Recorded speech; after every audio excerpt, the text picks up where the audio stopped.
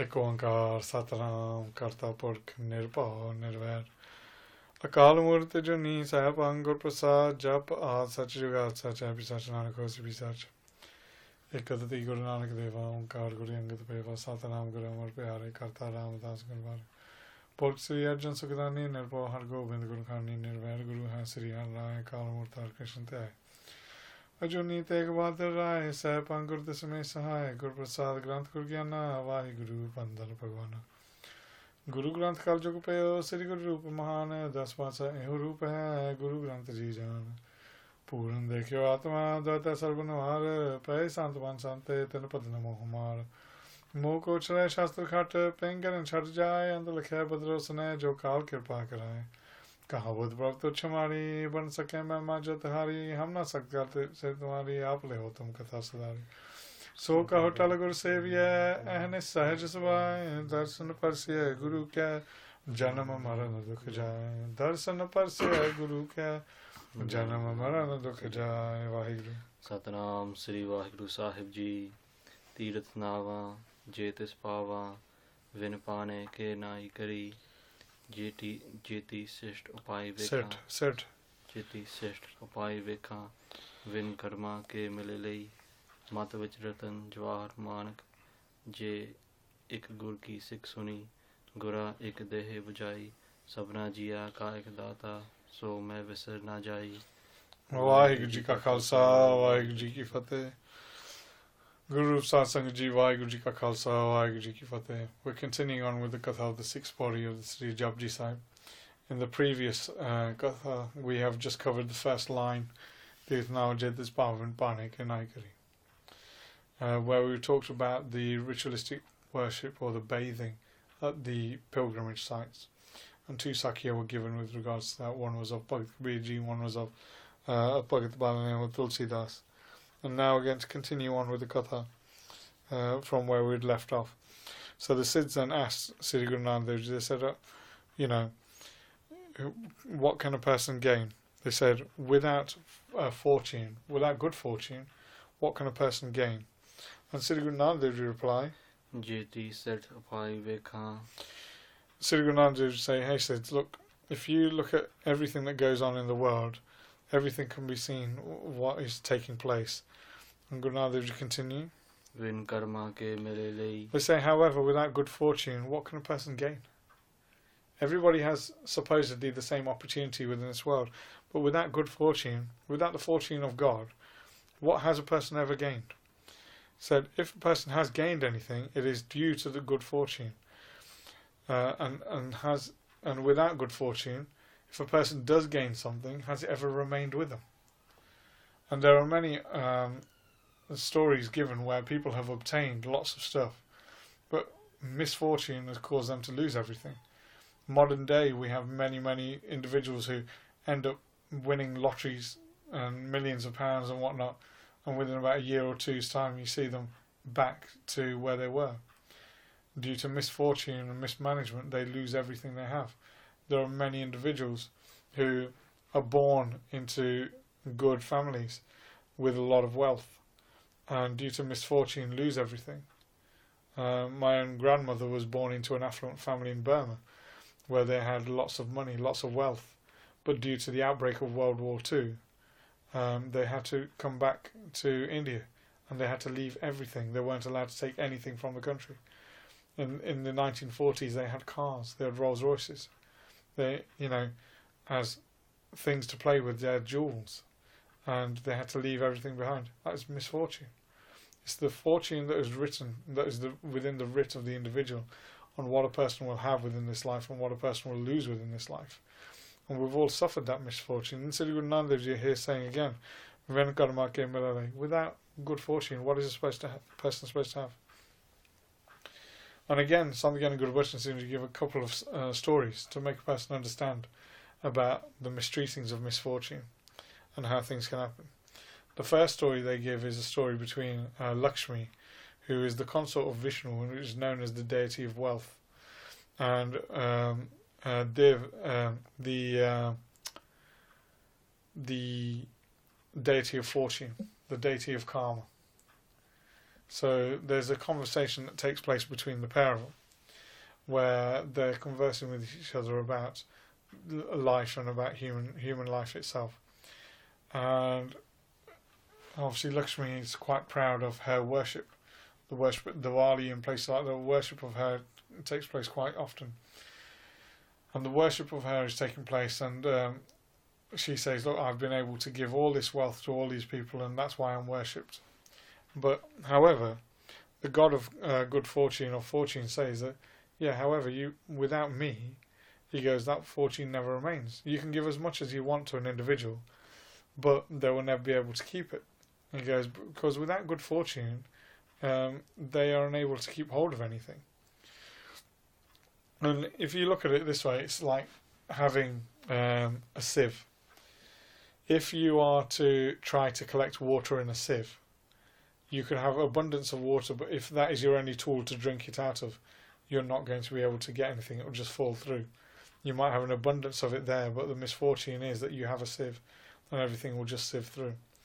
And here it's the same sort of conversation taking place, that what the deity of fortune is saying is that it is due to my blessings, it is due to the misfortune or the fortune that I give an individual based on what they get. And what Lakshmi says is, right, well, let's put it to the test. And there's a local woodcutter who is in the jungle. They both see him and say, okay, I bet you that I can give all this to this individual and he will be able to be rich and happy and live a good life because I hand him this wealth. And and the god of fortune goes, go ahead, let's see what happens. And he goes, you have your turn first, and I'll have mine. So day one, this woodcutter is seen in the jungles, and Lakshmi approaches him. The woodcutter doesn't understand who she is or realise who she is, and asks, he says, who are you, where are you from? And she explains who she is and what her background is and everything. And she says, well, why don't you spend a life of luxury and just spend that time at home with your family doing nothing? He says, well, I can't because of misfortune, because of no money, I'm unable to do so. So what Lakshmi does is then hands him a tray of gold coins. The tray of gold coins is handed to this woodcutter, who is so happy to see this. And what he does is then he goes home. On the second day he collects this. But he goes home, he takes all this wealth home. And what he does is he takes the wealth home, takes the platter of coins home, puts it into, he basically opens up his wall and hides it behind his wall. And he hides the money there, hoping that because the coins are kept there, they'll be safe. However, the neighbour hears that obviously something's been put into the wall, so on the neighbour's side, they open up their side of the wall, they take out the gold coins and they keep them instead. So the misfortune of this male is that he wakes up the next morning, has a look, and finds that all of his coins have gone. And he again is pained to realise that this has happened. So upon doing this, he goes the next day back into the woods to go and cut wood, and Lakshmi sees him and thinks, well, what's going on? And she goes up to him, approaches him, asks what happens, and he explains. He's like, I had the gold coins, I did this, I put them into the wall, and they disappeared. So now I'm back here cutting wood again. So she said, okay, right, if that's the case, then let me give you something else. So she gives him a necklace with a gem on it. So he puts this necklace on, and then he, instead of cutting the wood, he decided, right, I'll go home because I've got this necklace, I can sell it, got enough wealth. But on his way home, he decides, I'm going to have a bath before I do that. So he takes off his clothes at the riverbank, puts the clothes on the side, and takes off his turban, puts the turban down as well. And within his turban, he places the necklace, because he's like, if I go in the water, it will disappear. So he goes into the water, he bathes, and what happens is a bird sees the sparkling gem in the turban, comes down, flies down, picks up the turban and flies away with the turban and the necklace. So again, this male is pained, he goes home, he's got no wood for the day, and obviously he's lost this gem as well. So the third day he goes again to the jungles to cut wood. Lakshmi is again shocked to see him. She's like, hang on, I gave him a load of coins. They got misplaced, and now I gave him a necklace, and now he's back again. So what's going on? She again asks him what took place, what has happened, and he explains the circumstances. So she says, right, okay, I will now give you something else. So she gives him a ruby, a large ruby, and says, look after this. This will bring enough wealth for your generations. You never have to work again. Again, he's overjoyed, to be given these gifts every day. But he's seen his misfortune in the last 2 days, so he's like, I'm not going to lose this. I'm going to put this in my pocket. Puts it in the pocket of his shirt. And then he walks off home. On the way home, because of the heat, he gets hot. So he goes to the river to get some water to drink. When he leans down to get some water from the river, he leans over and the gem falls out of his pocket into the river. And he sees the gem go into the river, and a fish then dives up and swallows the gem. Again, he laments at his poor misfortune. He cannot believe how bad his luck is. For 3 days he's been given riches, and 3 days he's lost it. He had just had misfortune on his side. There was no good karma, as far as he could see. So what he did then was he walked home. The next day he came out to collect his wood again. Lakshmi saw what had occurred and could not believe, that he was again back. He was either really greedy or something had gone wrong. So again she spoke to him, and he explained what had happened. And at that point Lakshmi said, it doesn't matter what I give you, it's not going to work. It's bad karma. It's bad misfortune that you have that's caused this. So then she talks to the deity of fortune, of karma, and says to him, look, this has happened. I put my hands up. I can't do anything. So he then says, okay, what I'll do is I will, he'll have good karma, but I'm only going to give him 2 coins. 2 small coins. And that is it, nothing else. And Lakshmi again is shocked. She's like, well, how are you, with 2 small coins, going to bring him wealth? And he said, that's what I'm going to do. That is all I need to do. So these 2 small coins are given to this same woodcutter. And the woodcutter is hungry. His family are hungry. He's gone a couple of days without selling any wood. Got no money left. He got these 2 coins. So what he does is he goes to the market. He goes to the market in order to buy some food. And there's a fisherman there. Fisherman selling the fish that he's caught. So the woodcutter buys one of the fish. He takes the fish home. And upon opening the fish and cutting the fish open, preparing it for food, he finds that it's the same fish that from the day before that had swallowed the ruby. He cuts open the fish, and upon finding the ruby, he's shouting in front of his family. He's like, I found it, I found it. And when he does that, obviously he's found, with his 2 coins so far, he's found his ruby. The neighbours hear him saying, I found it, and they're thinking, he's probably realised that we've stolen all of his gold coins. At that point, they open their side of the wall, they put the gold coins back onto his side of the wall, and the woodcutter finds all of his original coins from day one. So now, with those 2 coins, he has found his ruby, and he has found his gold coins. So, relieved and happy, he's got all the riches at home. He decides, I'm going to go out and have a bathe in the river. And on his way there, he finds his turban from the second day, which had the necklace in it, and the necklace is there as well. So he picks up the necklace after bathing and comes back home. And it shows that through the deities, that Lakshmi had no ability but to give wealth, but it does not matter that if a person could retain it or not. It was through fortune, and the deity of fortune was able to show that through giving just the 2 coins, through good fortune, he was able to gain all the wealth that he had lost within the past 3 days. So here Sri Guru Nanak Dev Ji explaining here, Jati